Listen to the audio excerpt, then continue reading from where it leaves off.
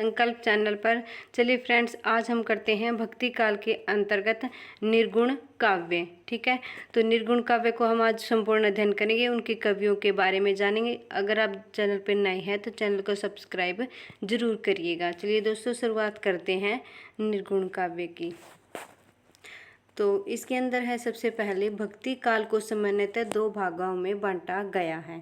यानी संपूर्ण भक्ति काल को कितने भागों में बांटा गया है? दो भागों में बांटा गया है। पहला है निर्गुण काव्य और दूसरा है सगुण में। ठीक है, निर्गुण के अंदर क्या आता है कि निराकार रूप होता है, जिसका कोई आकार नहीं है, बिना आकार के ही उसकी पूजा साधना क्या है, मन से ही पूजा की जाती है। ठीक है, और दूसरा है सगुण रूप की, यानी मूर्ति के रूप में या फिर किसी न किसी रूप में हम किसी की पूजा करते हैं, वो हो जाएगा सगुण।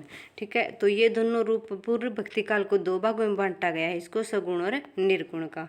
आगे देखते हैं, निर्गुण काव्य धारा को पुनः दो शाखाओं में बांटा गया है। यानी निर्गुण और सगुण है, उनको भी आगे भागों में बांटा है। तो निर्गुण के आगे दो भाग आते हैं, पहला है संत काव्य धारा और एक है सूफी काव्य धारा। तो आज हम जो पढ़ेंगे वो है संत काव्य धारा। ठीक है, निर्गुण के अंदर सबसे पहले धारा आती है संत काव्य। तो हम संत काव्य धारा के अंदर पूरा परिचय इसका करेंगे। आगे है इसमें संत काव्य धारा के कवि ज्ञानाश्रयी। ठीक है, संत काव्य के धारा के कवि हैं वो ज्ञानाश्रयी, और सूफी काव्य धारा के कवि है वो क्या कहलाए थे? प्रेमाश्रयी। ये ध्यान रखना है, संत काव्य धारा के जितने भी कवि थे उनको ज्ञानाश्रयी कवि कहा जाता है, ज्ञानाश्रयी धारा के अंतर्गत आएंगे। और सूफी काव्य धारा के अंतर्गत है वो जाएंगे प्रेमाश्रयी। और दोनों क्या है? निर्गुण रूप हैं। ठीक है, ये दोनों किसको मानते हैं? निर्गुण रूप को मानते हैं, तभी ये एक ही धारा के अंदर आए हैं, यानी निर्गुण धारा के अंदर। निर्गुण भक्ति ब्रह्मा के दो रूप हैं। ठीक है, निर्गुण भक्ति के अंदर ब्रह्मा के दो रूप हैं, जिसमें निर्गुण और सगुण। निर्गुण भक्ति निराकार ईश्वर की भक्ति है, मैंने बता दिया पहले ही। निर्गुण भक्ति है वो निराकार ईश्वर की भक्ति है। ठीक है, और जो सगुण निर्गुण भक्ति के अंदर ईश्वर को घट घट का स्वामी माना गया, यानी उसका मूर्ति रूप नहीं है या फिर मूर्त रूप नहीं है कि हमारे सामने आ जाए। ठीक है, तो वो घट घट का स्वामी माना गया। इस भक्ति में गुरु का एक विशेष महत्व है। यह भक्ति मानव को ऐसे विश्व व्यापार धर्म से जोड़ती है जहाँ जाति पाति, छुआछूत और वर्ण भेद नहीं होता। ठीक है, इसके अंदर क्या क्या आएंगे? एक तो है जाति पाति, छुआछूत, वर्ण भेद है, इसका कोई भी स्थान नहीं है। इस भक्ति में सहज साधना की महत्ता, यानी कि सरलता, यानी सरल साधना की अकेले क्या है? महत्व दिखाया है। आगे है, यह भक्ति मूर्ति पूजा, कर्मकांड इत्यादि बाह्य आडंबरों का विरोध करके ईश्वर के निराकार रूप के भक्ति कर उसे एकाकार होने व ज्ञान एवं प्रेम के द्वारा उसे अलौकिक ईश्वर को प्राप्त करने पर बल देते हैं। यानी ये क्या है? मूर्ति पूजा, कर्मकांड और बाह्य आडंबर, इनका क्या करते हैं? विरोध। वैसे तो ये चारों धाराएं हैं, इनका क्या करेंगे? मूर्ति पूजा को छोड़ के बाह्य आडंबर है, ये दोनों धाराएं क्या करेगी? इनका विखंडन करेगी। और ईश्वर के निराकार रूप, यानी कोई भी आकार को नहीं मानती, निराकार रूप की भक्ति करके उसको एकाकार, यानी विश्व के अंदर, पूरे विश्व के अंदर एक होने के अंदर, और ज्ञान व प्रेम के द्वारा, ठीक है, ज्ञान और प्रेम के द्वारा उसे अलौकिक ईश्वर को प्राप्त करने पर बल देते हैं। ठीक है, इसके अंदर पूजा पद्धति, साधना ये क्या है? नहीं आएगी। निर्गुण भक्ति में प्रेम का विशेष स्थान है। इसके अंदर क्या है? प्रेम का विशेष स्थान है। और सगुण में क्या हो जाएगा? पूजा पद्धति का। ये ध्यान रखना है, ये इसकी इम्पोर्टेंट क्या है? अंतर है इसके अंदर, दोनों के अंदर। तो इसके अंदर क्या हो जाएगा? प्रेम का विशेष स्थान है। प्रेम के बिना भक्ति संभव ही नहीं हो सकती, यानी प्रेम होगा तो क्या होगी? भक्ति, हमारा भक्ति में मन लगेगा। हिंदी में निर्गुण भक्ति की अभिव्यक्ति सबसे पहले महाराष्ट्र, यानी महाराष्ट्र के संत नामदेव की रचनाओं में मिलती है। सबसे पहले भक्ति काल के अंदर पहला जो नाम आता है कवि का, किसी कवि का, वो आता है नामदेव का। ठीक है, और नामदेव के अंदर इन्होंने ऐसे भक्ति मार्ग की ओर संकेत किया जो हिंदू और मुसलमान दोनों संप्रदायों के लिए ग्रहण करने योग्य था। यानी इन्होंने ऐसी भक्ति का प्रचलन किया था जो हिंदू और मुसलमान दोनों के क्या था, काम आने के योग्य था। नामदेव को विट्ठल का भक्त भी माना जाता है, इंपॉर्टेंट है ये भी। आगे हैं, संत नामदेव पहले सगुण उपासक थे। यानी पहले क्या थे, ये सगुण उपासक थे, किंतु बाद में ज्ञानदेव के संपर्क में आने पर नाथ पंथ की ओर अग्रसर हुए और निर्गुण उपासक हो गए। यानी पहले सगुण उपासक थे और बाद में नाथ पंथ से संपर्क में आकर के उसके बाद में क्या हो गए थे, निर्गुण उपासक। यानी नाथ साहित्य जो है वो क्या है, एक सगुण उपासक है, निर्गुण उपासक माने जाते हैं। इसी तरह नामदेव सगुण उपासक और निर्गुण उपासक दोनों तरह से संबंधित, यानी इन्होंने दोनों तरह की भक्ति को अपनाया था, निर्गुण और सगुण भक्ति को। पूछा जाता है कि दोनों तरह की भक्ति से संबंधित कौन था या फिर दोनों तरह का उपासक कौन थे, तो सबसे पहले जो आते हैं वो नामदेव माने जाते हैं।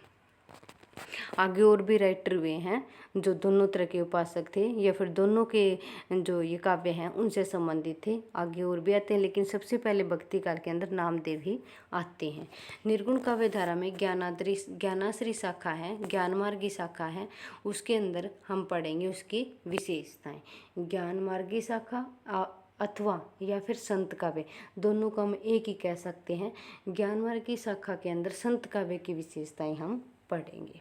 ये ध्यान रखना है कि ज्ञान और प्रेम इसके अंदर आएगा। सूफी के अंदर प्रेम की बहुत ज़्यादा क्या है, महत्ता दिखाई गई है और इसके अंदर ज्ञान की महत्ता दिखाई है। संत की ब्रह्मा की उपासना करते थे, ठीक है, ये ध्यान रखना है कि ब्रह्मा है उसकी उपासना करते थे। यानी उसको किसके रूप में करते थे, तत्व रूप में या फिर प्रकाश रूप की, ठीक है, ये दोनों याद रखने हैं, इंपॉर्टेंट है। इसकी लाइनें देखिए, पूछ लिया जाता है कि ये किससे संबंधित है, तो ये हो जाएगा तत्व रूप और प्रकाश रूप। यानी मूर्त रूप नहीं, मूर्ति पूजा नहीं, वैसे ही तत्व रूप यानी घट घट के अंदर समाया हुआ तत्व। इन्होंने रहस्यवाद को माधुर्य भाव के निर्गुण कवि कहा है। उन्होंने रहस्यवाद को माधुर्य भाव का निर्गुण भक्ति कहा है। कहा आएगा ये यहाँ पे, माधुर्य भाव का निर्गुण भाव भक्ति कहा है। निर्गुण भक्तों ने ऐसी भक्ति मार्ग को चुना जो हिंदू मुस्लिम दोनों के लिए ग्राह्य था। ये हम पढ़ के पहले आए हैं। निर्गुण भक्तों ने क्या किया था, दोनों तरह की क्या किया था कि ऐसी मार्ग को चुना था जो हम हिंदू और मुसलमान दोनों के लिए ग्राह्य था, ग्रहण करने योग्य था। संत भक्तों ने शास्त्रीयता व रूढ़िवादिता यानी शास्त्रवाद और रूढ़िवादिता इसको दूर करने के लिए अंतर्दृष्टि यानी, ठीक है, मौन रह करके और उस ब्रह्मा तत्व की क्या करना है, पूजा में लीन होना या फिर मन की अंदर की दृष्टि को उजागर करना, ठीक है, उसके मार्ग को उन्होंने अपनाया था, ठीक है, साधना के अंदर लीन होना। जैसे कबीर कहते हैं, तेरा मेरा मनवा कैसे होवे एक रे, तू कहे कागज की लिखी, मैं कहूँ आँख की देखी। यानी इन्होंने बताया है कि मैं क्या है कि कागज की, तू क्या कहता है कागज की यानी शास्त्र, ठीक है, शास्त्रीयता दिखाई है यहाँ पे। तू कहता कागज की लेखी, मैं कहता आँखन की देखी। यानी मैं खुद है वो देख के कार्य करने वाला हूँ, लेकिन तुम शास्त्रों पर विश्वास करते हो। तो इन्होंने शास्त्रीयवादी और रूढ़िवादी का दूर करने के लिए क्या किया था, अंतर्दृष्टि मार्ग को अपनाया था। संत कवि अनपढ़ थे, एकमात्र सुंदरदास ही क्या थे, शिक्षित थे। इम्पोर्टेंट है, कई बार पूछा जाता है कि संत कवियों के अंदर शिक्षित कवि कौन से थे, तो सुंदरदास शिक्षित थे। इसी कारण उनके काव्य में काव्यात्मक गुण दिखाई देते हैं। यानी और जो कवि थे संत काव्य के, उनके अंदर काव्य के गुण दिखाई नहीं देते हैं, बल्कि उन्होंने अपने ज्ञान के द्वारा किसी भी तरह से उन्होंने अपना ज्ञान है वो उतारा, काव्य रूप के अंदर नहीं, वैसे ही उपदेश के माध्यम से उन्होंने दिया है। और इन्होंने क्या किया था, काव्य के रूप में इन्होंने लिखा है, यानी ये शिक्षित थे। संत कवियों ने साधना पद्धति पर बल दिया था और माया को भेदकारी व निषेधात्मक माना। यानी माया को उन्होंने क्या माना है, गलत कामों में प्रयोग होने वाला माना है। संत कवियों ने माया के दो भेद माने हैं, यानी सत्य माया और असत्य माया। इंपॉर्टेंट है ये भी, माया के दो भेद माने इन्होंने, सत्य माया और असत्य माया।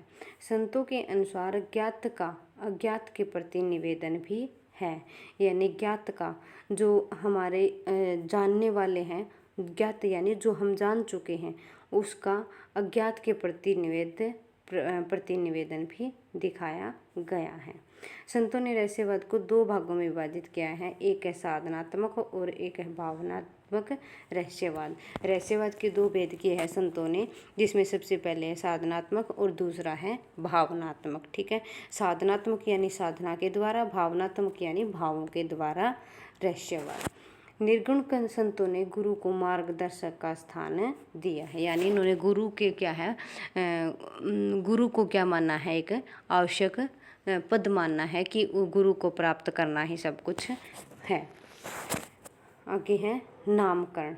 ठीक है, इसके अंदर क्या है कि भक्ति काल में सबसे पहले जो निर्गुण काव्य आता है उसको उन्होंने क्या क्या नाम दिया है और किस कवि ने क्या नाम दिया है वो हम देखेंगे यहाँ पे। तो रामचंद्र शुक्ल ने क्या कहा है निर्गुण काव्य के अंदर, ज्ञानाश्री शाखा, जो हम पढ़ते हैं ज्ञानाश्री नाम है, वो किसने दिया था, रामचंद्र शुक्ल ने। हजारी प्रसाद द्विवेदी ने इसको बोला है निर्गुण शाखा। ठीक है, ज्ञानाश्री के अंदर, निर्गुण शाखा के अंदर ज्ञानाश्री शाखा है, वो ज्ञानाश्री शाखा को नाम देते हैं रामचंद्र शुक्ल, और निर्गुण शाखा है उसको नाम दिया है हजारी प्रसाद द्विवेदी ने।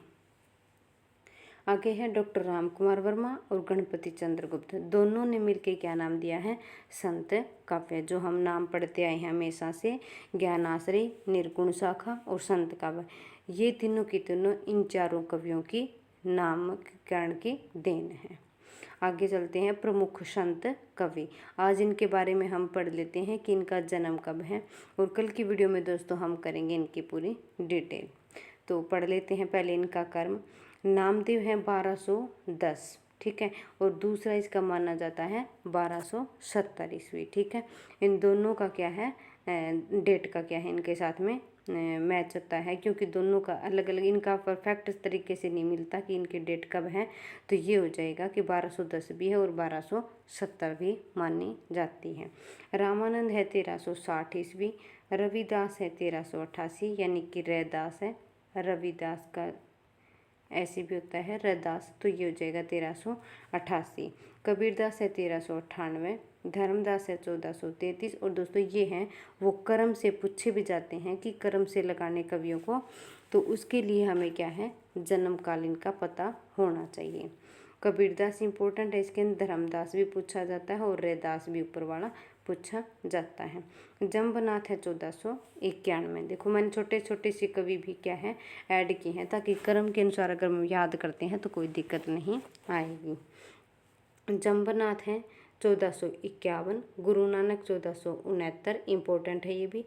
बाबा फरीद है 1472, सिंगा संत कवि है 1519, संत वीरभान है 1530, निपट निरंजन है 1532, दादू दयाल है 1544, रज्जब है 1561। इनमें से दादू दयाल और रज्जब दोनों ही क्या है, इम्पोर्टेंट है। मलुकदास है 1573। ठीक है, इनका 74 भी माना जाता है, ज़्यादातर 74 आता है पेपर के अंदर, मैंने 1574 ही देखा है, तो इसका आ जाएगा 1573 या 74। बाबालाल है 1590, सुंदरदास है 1596, इम्पोर्टेंट है ये भी, बहुत बार पूछा जाता है। चरणदास है 1703, गरीबदास है 1717। तो ये थे क्या, कौन थे, निर्गुण संत काव्य के जो कवि थे उनका क्या था जन्म काल था। और दोस्तों अगर आपको ये डिटेल से देखने हैं तो हम अगली क्लास के अंदर इनका पूरा डिटेल से हम क्या करेंगे, लेके आएंगे। और दोस्तों अगर वीडियो पसंद आ रही है तो चैनल को लाइक करें, वीडियो को लाइक करें, शेयर करें और चैनल को सब्सक्राइब ज़रूर करें। धन्यवाद दोस्तों।